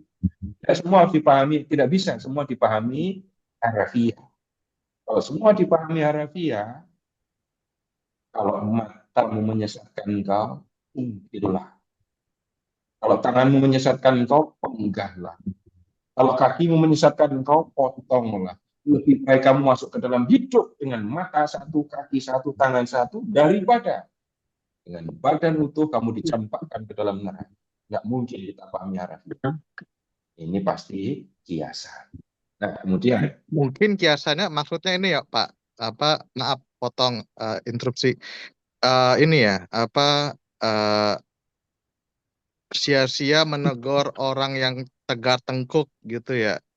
Kasih begini. hikmat pendidikan, ilmu gitu. Tapi begini, yang saya sampaikan ini tadi, saya memperhatikan konteks khotbah di bukit, saya memperhatikan keseluruhan Injil Matius, lalu yang disebut berharga itu yang mana? Yang berharga itu adalah kerajaan Allah, kerajaan surga. Mengapa saya mengatakan begitu? Silahkan ingat perumpamaan tentang harta yang terpendam dan mutiara yang indah. Pernah dengar perumpamaan itu, Pak? Iya, pernah. Nah, itu akan ketahuan di situ. Yang dimaksud dengan yang kudus, yang berharga, yang indah ini tadi menunjuk kepada kerajaan surga ini. Jadi memahami kitab suci itu bukan saya membaca apa lalu saya punya ide apa, bukan begitu. Tapi saya membaca untuk mengerti apa yang sesungguhnya dimaksud oleh Tuhan Yesus di dalam teks ini, gitu ya. Kemudian sekarang pertanyaan yang kedua tentang menghakimi antar sesama. Saya sudah sampaikan tadi, saya melihat sesuatu dalam diri orang lain, saya mengatakan orang itu bersalah, lalu saya menghukum. Tapi yang Ibu sampaikan, itu kan yang saya sebut tadi dengan memohon Tuhan untuk melakukan pembalasan dendam. Nah, kemudian menghakimi tidak sama dengan memohon Tuhan untuk balas dendam itu. Iya Pak, jadi memohon untuk balas dendam itu bisa benar. Ya, dari tadi saya memang mengatakan itu bukan saya tidak menyebut benar atau salah tadi ya, tapi sekarang saya akan sampaikan. Sekarang begini, Bapak Ibu silahkan mengingat ketika ini memperhatikan apa yang dilakukan oleh Tuhan Yesus. Pernah nggak Bapak Ibu mendengar Tuhan Yesus melakukan pembalasan? Kemudian berikutnya begini, semua pasti akan ingat doa yang diucapkan Tuhan Yesus kepada Bapa untuk orang-orang yang sudah menyalibkan Dia. Ampun. Nah, saya tadi mengatakan begini, Bapak Ibu, dendam itu munculnya di dalam hati itu tidak bisa dikendalikan. Maksudnya muncul atau tidaknya itu bukan sesuatu yang bisa dikendalikan. Sama dengan saya sedih atau saya gembira, itu kan muncul di dalam hati, begitu kan. Tapi ungkapannya bisa jadi sangat bisa dikendalikan. Saya bergembira, saya bisa menahan diri untuk tidak tertawa karena di sekitar saya orang sedang berdoa. Itu bisa. Saya sedang sedih, tapi karena ada tamu, saya nggak jadi nangis. Saya punya dendam di dalam hati, tapi saya tidak melakukannya. Bahkan saya tidak minta Tuhan untuk menyakiti orang itu. Kenapa? Ketika saya melakukan balas dendam, berarti saya melakukan sesuatu yang saya sendiri tidak suka. Saya dipukul. Kalau saya balas, berarti saya memukul. Ketika saya memukul, berarti saya melakukan sesuatu yang saya sendiri tidak suka. Itu kecuali saya petinju, itu urusannya lain. Jadi, ketika saya melakukan pembalasan, berarti saya melakukan sesuatu yang saya sendiri tidak suka. Kemudian, berikutnya. Kalau saya minta Tuhan yang membalas, itu kan sama dengan saya meminta supaya Tuhan mencelakai orang itu. Kalau saya minta Tuhan mencelakai orang itu, Bapak Ibu, saya yakin langsung bisa menilai diri sendiri. Benar nggak tindakan atau permohonan yang seperti itu. Sekarang begini, untuk contoh konkret, Bapak Ibu sudah berapa kali ikut misa minggu? Tiap minggu. Kalau bisa menghitung berapa kali ikut misa minggu, berarti Bapak Ibu belum lama baptis. Ya. Kalau yang sudah lama ikut misa, Ekaristi minggu, silahkan mengingat doa umat. Itu doa gereja. Doa umat kepada Allah. Ada nggak doa dalam doa umat itu doa minta pembalasan? Belum ada. Tidak ada. Sudah, maka saya tanya berapa tahun sudah ikut misa, berapa kali ikut misa, sampai sekarang nggak pernah ada dan nggak usah berencana untuk membuat doa yang kayak gitu. Bahkan sekalipun gereja sedang dicelakai oleh orang lain, tidak akan kita menemukan doa untuk memohon pembalasan. Kenapa kok begitu? Padahal kan ya dalam arti tertentu pembalasan dianggap sebagai sesuatu yang dianggap biasa, dianggap benar. Tapi prinsipnya kita ingat Bapak Ibu, jika saya menyakiti orang lain, ketika saya membalas dendam, saya menyakiti orang lain. Ketika saya menyakiti orang lain, berarti saya melakukan sesuatu yang saya sendiri tidak suka. Ketika saya minta Tuhan membalas, ini lebih repot lagi. Berikutnya lagi, sekarang begini, kalau pernah mengalami munculnya rasa dendam di dalam hati, ya, kemudian Bapak Ibu melihat orang itu berlaku jahat, nakal kepada saya, Bapak Ibu, salah satu yang bisa dikerjakan, ya, tolong perhatikan kenapa orang itu berbuat jahat kepada saya. Kenapa orang itu sampai tega memfitnah saya? Kenapa orang itu sampai tega merampas milik saya? Kenapa orang yang dekat dengan saya, yang saya kasih, tega mengkhianati saya? Itu ketika saya disakiti kan begitu. Saya dikhianati, saya difitnah, dan seterusnya. Coba perhatikan, orang-orang yang menyakiti saya, itu orang kuat atau orang lemah? Kalau dia kuat, dia tidak akan dikendalikan oleh nafsunya. Kalau dia kuat, dia tidak akan dikendalikan oleh iri hati. Kalau dia kuat, dia tidak akan dikendalikan oleh rasa cemburu. Kalau begitu kita lihat mereka orang-orang yang sesungguhnya bukan orang kuat. Saya tidak berani bicara sampai level yang sangat berat, ya, tetapi saya menyampaikan hal yang sebenarnya prinsipil saja. Ketika orang menyakiti saya, amati. Jangan-jangan orang itu bukan orang kuat, tapi sebaliknya orang yang lemah. Jangan-jangan dia bukan orang yang bahagia, tapi orang yang layak dikasihani.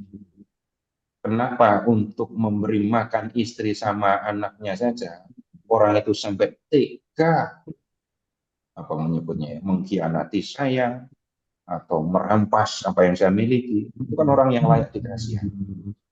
Nah, kemudian berdoanya bagaimana? Ini bukan teori, tapi ini yang disampaikan oleh Tuhan Yesus. Berdoalah bagi mereka yang menganiaya kamu.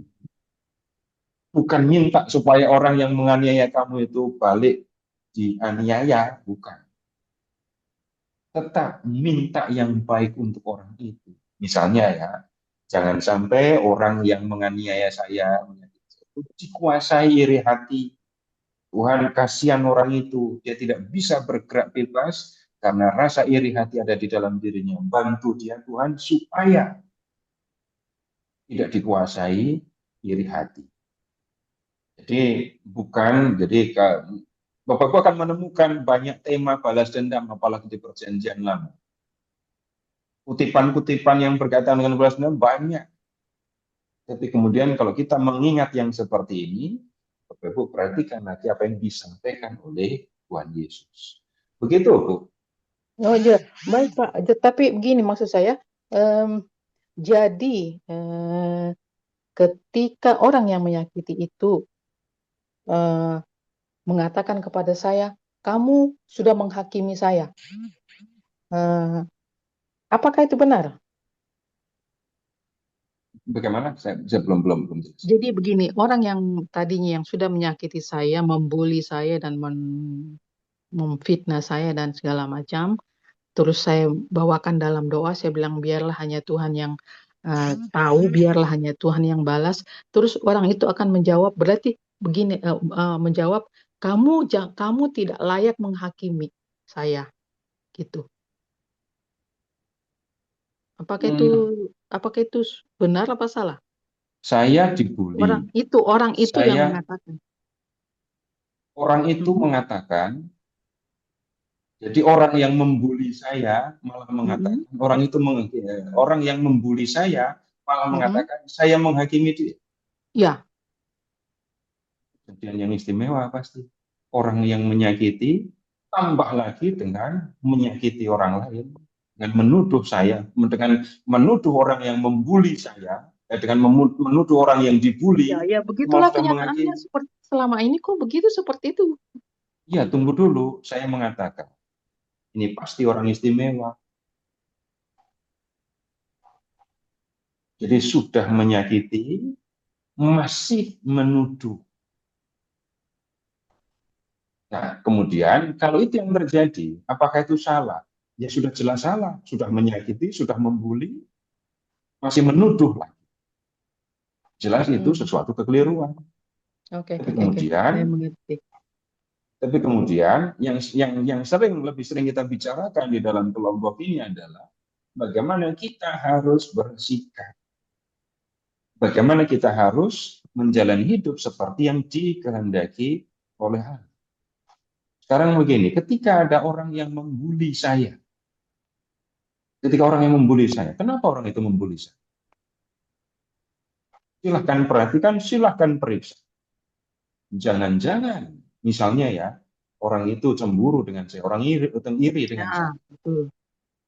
Kemudian, kalau orang iri kepada saya, amati lagi. Orang iri itu capek apa enggak? Orang yang iri kepada saya itu harus mengamati saya. Orang yang iri kepada saya itu harus melihat saya pergi kemana, dengan siapa, naik apa, pulang bawa apa.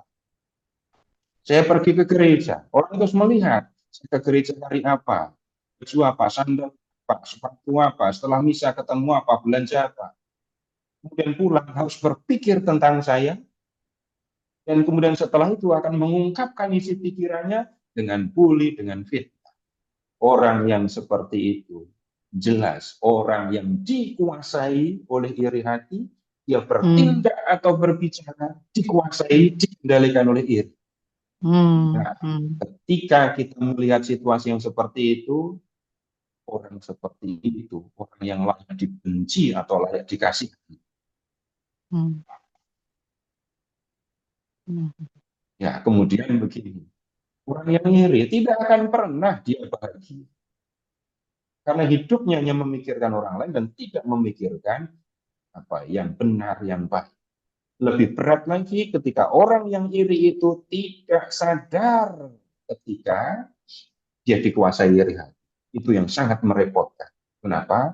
Dia bisa melakukan banyak hal tanpa dia merasa bersalah, dia melakukan ini dan itu tanpa merasa ada belas kasihan. Mana ada orang yang membuli dengan penuh kasih atau dengan penuh belas kasih? Pasti nggak ada. Nah, Bapak Ibu, saya tidak berbicara tentang proses hukum dan seterusnya ya. Tapi saya mengajak Bapak Ibu melihat apa yang disampaikan oleh Tuhan Yesus. Kamu telah mendengar firman, mata ganti mata dan gigi ganti gigi. Tapi aku berkata kepadamu, jangan melawan orang yang berbuat jahat kepadamu, melainkan siapapun yang menampar pipi kananmu, berilah juga kepadanya pipi kiri. Kalau saya membalas orang yang iri, berarti saya melakukan hal yang sama dengan yang saya benci. Begitu. Ya, Pak. Ya, Pak. Baik, terima kasih sudah paham saya. Baik. Terima kasih. Ya, baik. Sekarang kita lanjut ya ke ini, karena mengingat waktu, Bapak Ibu silahkan sekarang ke bab 7 ayat 15. Waspadalah terhadap nabi-nabi palsu yang datang kepadamu dengan menyamar sebagai domba. Tetapi sesungguhnya mereka adalah serigala yang puas. Dari buahnya lah kamu akan mengenal mereka. Dapatkah orang memetik buah anggur dari semak duri? Atau buah ara dari rumput duri? Demikianlah, setiap pohon yang baik menghasilkan buah yang baik. Sedangkan pohon yang tidak baik menghasilkan buah yang tidak baik. Tidak mungkin pohon yang baik menghasilkan buah yang tidak baik, ataupun pohon yang tidak baik menghasilkan buah yang baik. Setiap pohon yang tidak menghasilkan buah yang baik akan ditebang dan dibuang ke dalam api. Jadi, dari buahnya lah kamu akan mengenal mereka. Bapak Ibu, poin utama yang disampaikan oleh Tuhan Yesus itu adalah ayat 15. Waspadalah terhadap nabi-nabi palsu. Nah, nabi palsu itu digambarkan dengan binatangnya. Mereka digambarkan sebagai serigala yang buas. Serigala, ini kan kalau pakai bahasa sekarang, ini karnivora. Jadi dia pemangsa. Di nabi palsu itu bersifat seperti pemangsa. Jadi dia berpura-pura sebagai domba. Binatang, nah, yang dalam arti tertentu lemah, tidak berdaya, menyamar sebagai domba, padahal serigala. Itu nabi palsu. Nabi palsu datang kepada jemaat, kepada umat, seolah-olah dia adalah orang, namanya nabi ya, ngerti yang dikehendaki Tuhan, menyampaikan firman Tuhan. Kalau dia harus tampil di hadapan umat untuk menyampaikan apa yang disebut sebagai firman Tuhan, maka dia akan menyampaikannya dengan cara yang baik, dengan cara yang lembut, dengan cara yang gampang diterima oleh umat. Tapi kemudian harus diwaspadai, jangan-jangan mereka nabi palsu. Bagaimana mengidentifikasi nabi ini palsu apa enggak? Perhatikan buahnya. Nah, kemudian Tuhan Yesus memakai kiasan lagi kan, pohon yang baik menghasilkan buah baik. Pohon tidak baik menghasilkan buah yang tidak baik. Tapi ini bukan ya, pohon anggur yang tidak dirawat. Ini pohon yang tidak baik, bukan itu. Pohon yang baik yang disebut di sini apa? Ada ara, kemudian ada anggur. Pohon yang tidak baik itu apa? Semak duri, rumput duri. Pohon anggur tidak akan menghasilkan ya buah selain anggur. Ya. Semak duri tidak akan menghasilkan anggur. Rumput duri tidak akan menghasilkan ara. Pohon ara menghasilkan buah ara, pohon anggur menghasilkan buah anggur. Dari buahnya kamu akan tahu pohonnya. Oh, ini ada buah anggur. Oh, berarti pohonnya pohon anggur. Oh, ini pohon ara. Ini buah ara. Ini pohonnya pohon ara, pohon baik. Berkaitan dengan nabi. Yang disampaikan oleh seorang nabi itu adalah ucapan. Nah, dari ucapannya orang akan tahu ini nabi sungguhan atau bukan. Kemudian seorang nabi juga akan menyampaikan firman Tuhan, bukan hanya dengan kata ya, tapi juga dengan tindakan. Nah, kalau di dalam perjanjian lama, Bapak Ibu akan ketemu dengan banyak nabi. Dan kemudian nabi tugasnya adalah menyampaikan firman Tuhan. Nabi yang sejati mendengarkan firman Tuhan dan menyampaikannya. Caranya dengan ucapan dan dengan tindakan. Misalnya nabi-nabi yaitu bicara dengan kata-kata, dengan puisi itu banyak. Nabi-nabi bicara dengan menggunakan puisi, menggunakan kiasan. Misalnya Bapak Ibu misalnya mendengar Nabi Yesaya gitu. Di Yesaya bab 1 misalnya. Aku dengarlah hai langit dan perhatikanlah hai bumi. Sebab Allah berfirman, aku membesarkan anak-anak dan mengasuhnya, tetapi mereka mengkhianati aku. Atau aku hendak menyanyikan nyanyian kekasihku tentang kebun anggurnya, itu Yesaya 5. Kiasan ini untuk menunjukkan Israel dan Yehuda sudah berlaku jahat. Tapi ada juga pewartaan Nabi yang disampaikan dengan tindakan. Tindakan yang mana? Kalau kita memperhatikan nabi-nabi juga bicara dengan menggunakan tanda, dan tandanya itu adalah hidupnya sendiri. Nabi Hosea, Tuhan bicara kepada Hosea, pergilah, kawinlah perempuan sundal, peranakkanlah anak-anak sundal, sebab negeri ini sudah bersundal hebat dengan membelakangi Tuhan. Nabi Hosea mengawini, memperistri seorang pelacur. Nah, ada apa ini? Nabi Hosea diminta untuk merasakan kasih Tuhan, bagaimana Tuhan mengasihi Israel yang tidak setia kepadanya. Nabi bicara juga dengan tindakan. Nabi palsu sama-sama mengucapkan, demikianlah firman Tuhan, padahal yang dia omongkan bukan firman Tuhan. Yang diomongkan adalah apa yang ada di dalam hatinya, apa yang ada di dalam pikirannya, dengan tujuan bukan untuk menyampaikan yang sungguh dikehendaki Tuhan, tetapi yang menyampaikan sesuatu untuk mendapatkan keuntungan bagi dirinya sendiri. Mulutnya mengatakan demikianlah firman Tuhan, padahal bukan firman yang disampaikan. Lalu firman siapa? Ya isi hatinya, pikirannya sendiri. Tapi ditutupi dengan kalimat demikianlah firman Tuhan. Ngomongnya juga akan halus, lembut.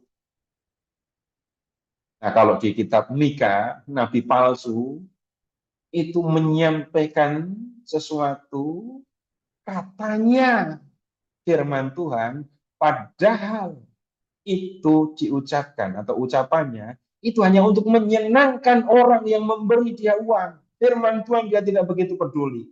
Yang dia peduli adalah orang ini membawa duit ke dia apa. Kalau orang ini membawa duit ke dia akan ngomong yang baik-baik dan mengatakan ini Tuhan mengatakan yang baik kepada. Tapi kalau yang datang itu nggak bawa apa-apa, Nabi akan mengatakan hal-hal yang buruk. Tuhan mengutuk kamu, celaka akan menimpa kamu, itu karena kehendak Tuhan. Itu ucapan Nabi yang sejati dan Nabi palsu. Nabi sejati menyampaikan firman Tuhan, apapun yang dikehendaki itu. Nabi palsu tidak akan menyampaikan firman Tuhan. Hanya akan menyampaikan apa yang disenangi oleh orang yang mendengarkan.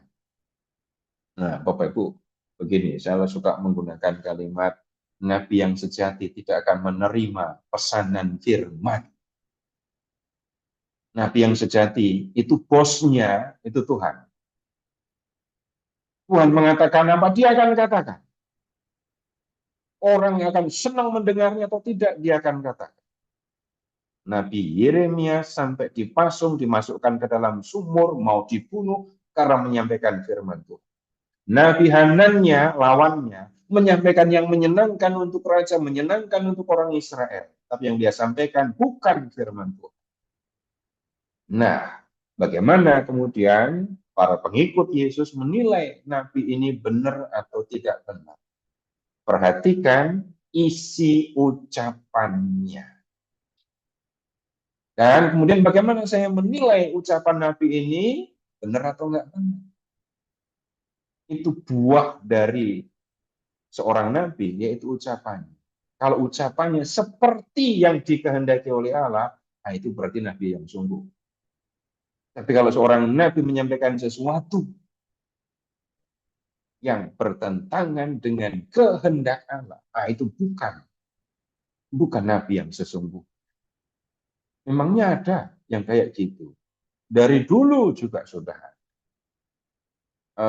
Ambil contoh ya, di zaman ini perjanjian baru, ya, zaman ke para rasul, itu kita ketemu dengan ini orang-orang yang menyampaikan begini, kalau mau selamat tidak cukup percaya kepada Yesus, tapi orang harus disunat dan kemudian hidup mengikuti hukum Taurat. Paulus dengan keras melawan mereka. Kemudian yang berikutnya, masih di zaman yang lebih kemudian, itu ada yang mengatakan begini, Yesus itu cuma manusia biasa. Yesus mati ya matinya orang biasa. Tidak ada maknanya untuk keselamatan manusia. Kalau orang mau selamat, maka orang harus punya pengetahuan langsung dari Allah. Dan kemudian ini bisa didapat dengan berpuasa, belajar pada guru-guru. Tapi orang ini, kelompok ini menyingkirkan Yesus. Ini yang dihadapi oleh Yohanes yang nulis Injil. Mereka menyampaikan ajaran yang salah, mereka menyampaikan apa yang keliru, dan kemudian banyak orang yang terpengaruh. Orang-orang seperti Timotius, Titus itu diminta untuk menjaga kemurnian iman, jangan sampai umat dipengaruhi oleh ajaran-ajaran yang seperti itu. Nah, kemudian Bapak Ibu, kalau kita mengingat hal ini, maka yang kita perlu lakukan apa? Satu hal yang utama adalah saya harus mengerti apa yang saya percaya. Saya harus mengenal siapa yang saya percaya. Kalau saya memang mengenal Tuhan Yesus, saya mengerti apa yang diajarkan oleh Tuhan Yesus, saya akan bisa menilai orang yang bicara ini, orang yang bicara ini, bicaranya sesuai dengan ajaran Tuhan Yesus atau tidak. Kalau saya tidak memahami ajaran Yesus dan saya tidak kenal dengan Yesus, ketika ada orang bicara tentang Yesus, mengutip kata-kata Yesus, saya sulit untuk tahu orang ini benar apa enggak. Misalnya, kita melihat atau mungkin juga pernah mendengar ajaran yang ini mengatakan, saya tidak langsung menyebut ini nabi gitu ya, tapi ajaran salah diucapkan, disebarkan, dan kemudian mempengaruhi kehidupan orang yang mendengarkan. Enggak apa-apa berdosa, namanya juga manusia. Tuhan tahu kok kenapa saya berdosa. Dan Tuhan itu kan Maha Pengampun. Sebelum saya berdosa, saya sudah diampuni. Yesus mati untuk saya. Jadi sebelum saya berdosa, saya sudah diampuni oleh Tuhan Yesus. Kalimatnya indah, manis, tampak renyah, menyenangkan. Tapi perhatikan, apakah itu sesuai dengan ajaran Tuhan Yesus? Tidak. Selama saya mengikuti Yesus, Bapak Ibu silahkan periksa juga. Apakah pernah Bapak Ibu mendengar Tuhan Yesus memaklumi ketika ada murid-muridnya berdosa? Enggak apa-apa kamu berdosa, aku sudah mengampuni kamu sebelum kamu berdosa. Maka kalau mau berdosa, berdosa saja. Apakah pernah mendengar Tuhan Yesus bicara begitu? Enggak pernah. Silahkan periksa yang diajarkan Tuhan Yesus, silahkan mengenal Tuhan Yesus, maka kemudian saya akan bisa menilai yang diajarkan orang ini itu benar atau tidak. Jadi tapi kuncinya pengetahuan dan pengenalan. Tahu yang diajarkan Tuhan Yesus, kenal dengan Tuhan, punya relasi dengan Tuhan yang saya percayai. Nah, kemudian berikutnya ini ngomongin ini tadi kita bicara tentang buah dari para nabi, dari ucapannya kita bisa melihat orang ini nabi sungguhan atau bukan. Ayat 21. Bukan setiap orang yang berseru-seru kepadaku, Tuhan, Tuhan akan masuk dalam kerajaan surga. Melainkan orang yang melakukan kehendak Bapakku yang di surga. Pada hari terakhir, banyak orang akan berseru kepadaku, Tuhan, Tuhan, bukankah kami, lihat, bernubuat demi namamu, dan mengusir setan demi namamu, dan mengadakan banyak mukjizat demi namamu juga. Pada waktu itulah, aku akan berterus terang kepada mereka dan berkata, aku tidak pernah mengenalkan. Enyahlah dari hadapanku, hai kamu yang melanggar perintah Allah. Bapak Ibu, yang kita lihat, ini poin utama yang disampaikan Tuhan Yesus, ayat 21. Yang akan masuk ke dalam kerajaan surga adalah yang melakukan kehendak Bapa. Bukan ayat 22 yang bukan yang berseru Tuhan Tuhan, bukan yang bernubuat demi nama Tuhan, bukan yang mengusir setan, bukan yang mengadakan mukjizat. Syarat, pakai kata yang sederhana ya, syarat untuk masuk dalam kerajaan surga adalah melakukan kehendak Bapa. Nah, orang bisa bernubuat, orang bisa membuat mukjizat. Tapi tunggu dulu, tidak semua yang melakukan itu juga melakukan yang dikehendaki oleh Bapa. Baru saja kita lihat, orang bisa bernubuat, menyampaikan sesuatu atas nama Tuhan dengan menyebut nama Tuhan, tapi tidak melakukan yang dikehendaki itu.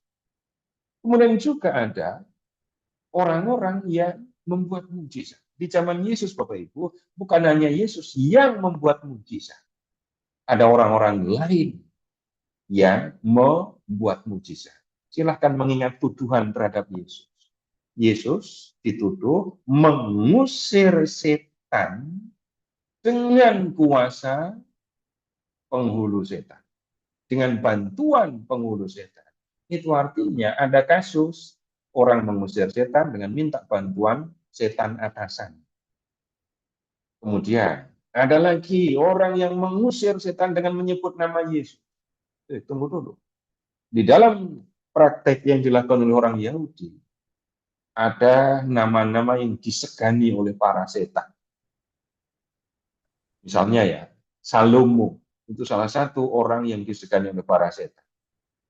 Nah, ada orang yang mengusir setan dengan menyebut nama Yesus karena percaya nama Yesus juga disegani oleh setan. Ada orang yang membuat mukjizat di luar Yesus. Ada orang yang bisa melakukan mukjizat ya tanpa Yesus. Tapi itu bukan syarat, bukan sesuatu yang dinilai positif oleh Allah sehingga membuatnya layak untuk masuk kerajaan surga. Kembali lagi, yang akan masuk dalam kerajaan surga adalah yang melakukan kehendak Bapa. Yesus melakukan yang dikehendaki Bapa. Melakukan kehendak Bapa berarti melakukan yang sama dengan yang dikerjakan oleh Tuhan Yesus.